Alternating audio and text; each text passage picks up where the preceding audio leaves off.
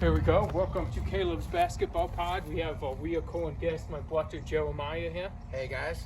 We're going to discuss the Emerald Cup, yesterday's Emerald Cup action. We're going to start you off with the game everyone was talking about. We're going to start you off with Cleveland and Boston, where the final score was Cleveland 117, Boston 120. What was your opinion on this game? How did Cleveland look when they faced who people say are the team to beat in the Eastern Conference?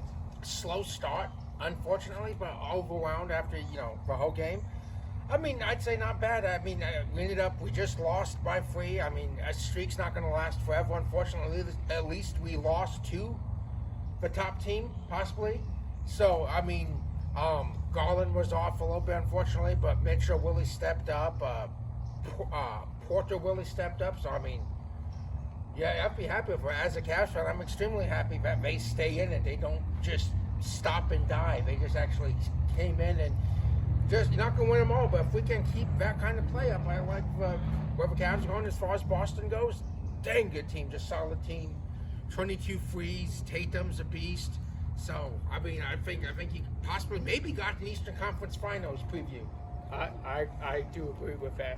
I also want to point out real quick the road for each of them to win East Group C is a lot different. For Boston, you're a +2 and 1-1. For Cleveland, you're a +15 and 1-1. Atlanta's still +32 and 2-0. So you have to beat Atlanta first, then you have to overtake their plus-minus to beat them out to move on to Vegas. So that's an uphill climb for both teams at this point.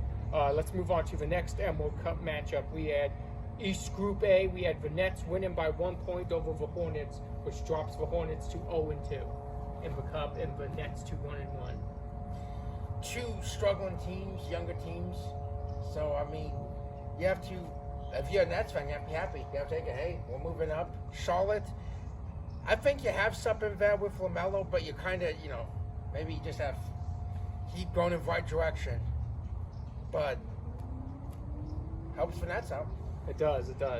Now let's move on to the next one. It was Denver without Jokic winning by 12 points against the Grizzlies without Ja. Dang, so who ended up led Denver's? Denver's leading scorer was Jamal Murray had 27 points. Russell Westbrook also produced a 12, 10, and 14 triple-double, which made NBA history last night off the bench. West still has it. He's not done yet. He's the only player in NBA history to ever record 200 triple-doubles. Westbrook's awesome. Not bad for your bench. That was lacking last season for Denver. So if you stay healthy, that might help you along in a deep playoff one. And Grizzlies, they're just injuries hit them, unfortunately. They have Sonny Adon led Memphis off the bench with 28. And we also had a depleted Pelicans team losing by 41 to the Dallas Mavericks, who have now won 3 or 4 straight Dallas. Dallas defending Western Conference champions. It's hard to say they won't be there again if they keep you up. In all honesty, I mean, I think Klay Thompson was a great addition. I think maybe he's kind of found himself again, rejuvenated his career in Dallas. Pelicans just can't catch a break. It's just unfortunate. A lot of injuries there. Injury bug, I said them. But Dallas, it's hard to bet against them coming out of the West again. Just in all honesty, they keep you up. There's an upset that happened as the Spurs without Victor Wembanyama beat the Oklahoma City Thunder by 6 points. That is shocking. Well, what's up? Did Chris Paul lead the way for the Spurs? Shai Gilgeous had 32 for OKC, no surprise. Chris Paul had 14 and 11.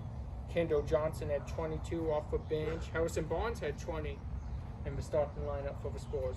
Big games all around for role players. You need that for when Victor Wembanyama comes back, so that was a pretty good game for San Antonio. And here we go, last game. Then we'll get to our pick of the day. Last game, we had the Lakers winning by 6 over the Utah Jazz, the defending Cup champs, to move to 2-0, and Dalton Knecht had a career-high 37 points, Lakers rookie. I'm not surprised. I mean, like you said, they won it last year. The Jazz are on and off. Jazz are struggling this year. But But for Lakers, hey, maybe LeBron's last stretch is going to have those NBA Cups to his resume before he calls you a day. Now let's see. We're gonna have a special guest. We're gonna have you pick our pick of the day, and we're going to go. This is an interesting one. Let's go Pacers at Rockets. The Rockets are -6.5. It's in Houston. Does Indiana win or lose by less than 7, or does the Rockets win by more than 7? I'm gonna predict Indiana. I'm gonna say I have them winning within 15. I'm gonna say Okay. like 15 points. That's my pick. Pacers, don't sleep on them. They get They're a hot really at the good right team. point. They do. Like And the playoffs last over year. or under 230 total points for the game between these two teams. Mind you, both top 10 offenses in the league. Probably helpful. I like that. That makes a lot of sense. That was a great episode. I want to thank Jeremiah for Thank you joining for having us. me on anytime, man. Put out a great episode, I believe, and see you on Friday.